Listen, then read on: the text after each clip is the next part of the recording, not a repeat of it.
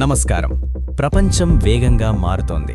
2025 సంవత్సరాన్ని మనం వెనక్కి తిరిగి చూస్తే అది కేవలం క్యాలెండర్లో ఒక సంవత్సరం మాత్రమే కాదు, బైబిల్ ప్రవచనాలు కళ్ల ముందే నెరవేరడం మనం చూశాము.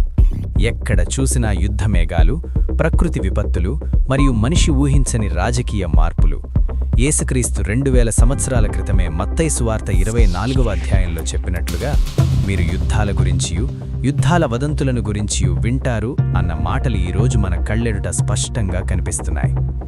చాలామంది 2026 సంవత్సరం ఎలా ఉండబోతుందని ఆందోళన చెందుతున్నారు. బైబిల్ పండితులు మరియు ప్రవచన విశ్లేషకుల ప్రకారం మనమిప్పుడు ఎండ్ టైమ్స్ అంటే అంత్యదినాల చివరి ఘడియల్లో ఉన్నాము. ఈ వీడియోలో 2026 కోసం బైబిల్ సూచిస్తున్న 10 భయంకరమైన మరియు ముఖ్యమైన ప్రవచనాలను మనం లోతుగా పరిశీలిద్దాం.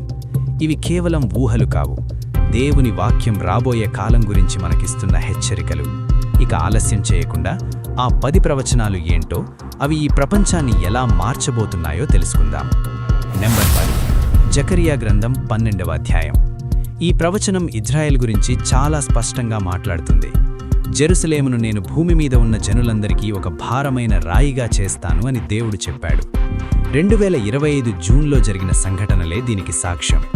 ఇజ్రాయెల్ ఒకేసారి ఇరాన్, గాజా మరియు లెబనాన్లపై